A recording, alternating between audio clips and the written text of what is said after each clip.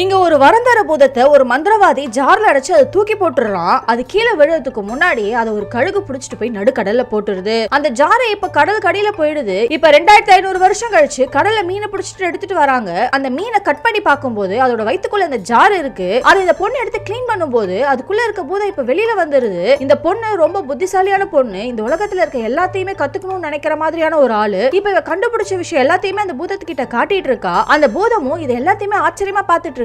அதே மாதிரி அவ கண்டுபிடிச்ச ஒரு பொருளை பறக்க விட்டு காட்டுறா. இதெல்லாம் பார்த்ததும் உனக்கு என்ன வர வேணும் கேளுன்னு சொல்லுது. உடனே அந்த பொண்ணு இந்த உலகத்திலே நான் தான் புத்திசாலியா இருக்கணும், அதுக்காக எனக்கு நாலேஜ் வளரணும்னு சொல்றா. அதை கேட்ட அந்த பூதம் அந்த பொண்ணு கேட்ட வார்த்தையை அதுக்கு கொடுத்துருது. பார்த்தா இந்த உலகத்துல இருக்க எல்லா புக்குமே அந்த பொண்ணோட வீட்டுல இருக்கு. அதே சமயம் இவ எவ்வளவு படிச்சாலும் அவளோட பிரெயின் அதை கேப்சர் பண்ண ஆரம்பிக்குது. இப்படியே படிச்சு அந்த பொண்ணு பைத்தியம் பிடிச்ச மாதிரியே ஆயிடுறா. இதை பார்த்ததுமே இவளுக்கு இந்த வார்த்தை கொடுத்துருக்க கூடாதோன்னு ஒரு குற்ற உணர்ச்சியில மறுபடியுமே அந்த ஜாருக்குள்ளேயே போயிடுது.